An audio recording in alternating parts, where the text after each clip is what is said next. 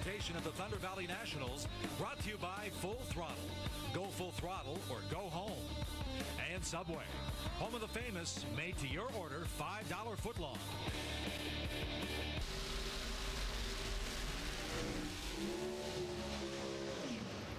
And just after talking with Rob Downing, he told me the key to this success for Greg Anderson so far today is the fact that they were able to adapt to the changing conditions. So dramatic from yesterday, a drop of 30 degrees, track so much tighter, but they found it right away in round number one. That obviously has helped Greg Anderson's confidence. That Rob told me, despite all that, you know he has a lot of pressure on his own shoulders, and he's feeling that right now. But as far as the tune-up goes, Rob says they know they've got a bad customer in the other lane. They need to pick it up a couple hundredths early if they can. Provided the car doesn't blow the tires off, they may be right there with Mike Edwards if Greg can get off the starting line okay. You think the red light figures into this? Oh, absolutely. With Mike Edwards, the way he's been running, that car's been outstanding.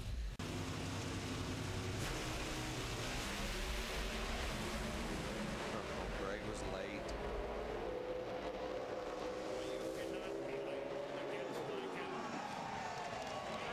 Listen to the echo. Look at the low elapsed time of the race, 6:63 with a 3 track record elapsed time. And most important of all, Wally goes to Mike Edwards, his first win here at Bristol.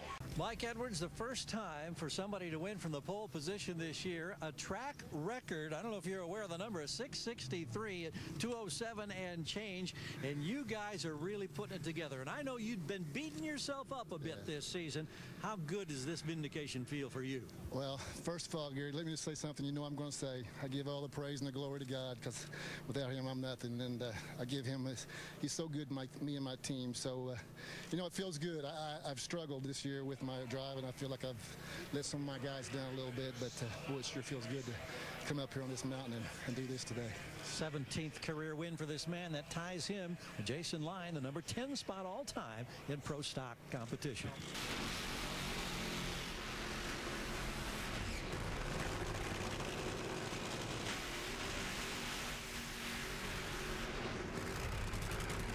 He says that the problem perhaps in the fuel system. It's something he was able to identify and says hopefully he is fixed. Look at who are the top two, Mike. 1 and 2, and Tony Pedregon by a big margin. Tony has been lethal on the tree all year long, but I gotta tell you, since that little mishap on Friday night where he two-stepped to kind of anticipate the light, I think his timing's been off because he has not had his average reaction time to even close here today. But now it's final round. Every good driver rises to the occasion in the final, and nobody's going to say that Tony Pedregon's not one of the best.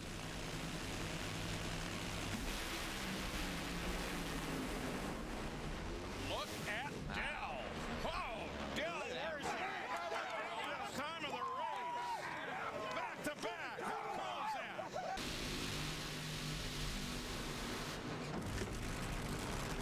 Tony Schumacher comes to this round back again in the points lead, and both he and Doug Coletta have won here at Bristol. We go to Gary. Dell Worsham enjoying back-to-back victories for the first time in over 5 years. What was the secret today? Because I know there were concerns with that fuel system. Extremely fast car. Alan Johnson, Aaron Brooks, Alan Nobby, Shea Khaled, his finances, his motivation. And what a team, man. These guys, we blew it up really, really bad there in the semifinals, and it came back, and we had to do just a complete overhaul. New engine, new everything, came back, went out there, and kind of messed up staging there. I got both lights on at once. I apologize to Tony Pedregon for that, but the Toyota stayed hooked up all the way down the track, and I am just so excited, but I'm out of breath. I don't know what to say. Woo! We'll watch Top Fuel while he gets his breath. Doug Coletta won the Winter Nationals to start this season, hoping for his 32nd career win. And in fact, Jim O's kind of said some interesting things about how they were approaching this race, both with the clutch and how they're calculating what they really think the fuel is doing, because they think the nitro is a little different. Well, they seem to have made the adjustment for it because they've looked awfully good, but Tony Schumacher has a good hot rod in the other lane.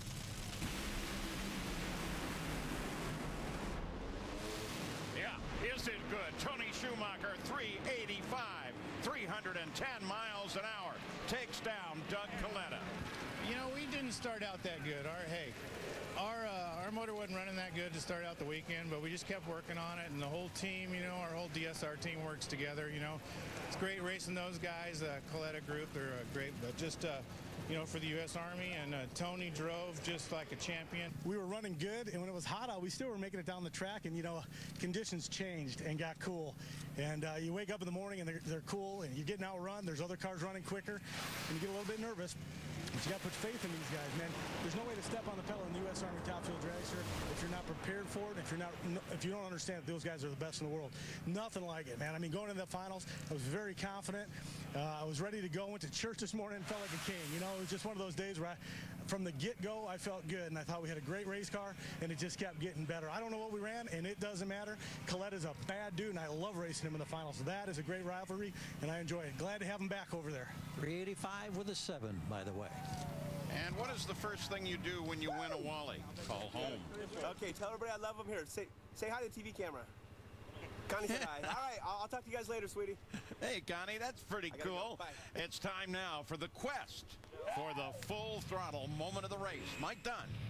And we're going to start out with Top Fuel, and I got to go in the second round. That matchup between Sean Langdon and Larry Dixon. I went, wow, what happened? Larry Dixon run low ET of the meet and gets beat by a mile by Sean Langdon on a hole shot, giving the money to Sean. Then in funny car, what can you say? This got us all excited when we saw this. John Force just getting completely sideways, and Jack Beckman, he's going to get the money for avoiding John, because John got that thing all kinds of sideways. I don't know how they didn't come together, but Jack did a good job. But then in pro stock, second round, Mike Edwards almost gives us away. A perfect reaction time, and then ran low ET of the meet up to that point and taking out Kurt Johnson, giving the money to Mike Edwards. All right, so we've got the Memorial Day weekend off, Mike Dunn, and then we head for Topeka. What do we see there? First really hot race of the year?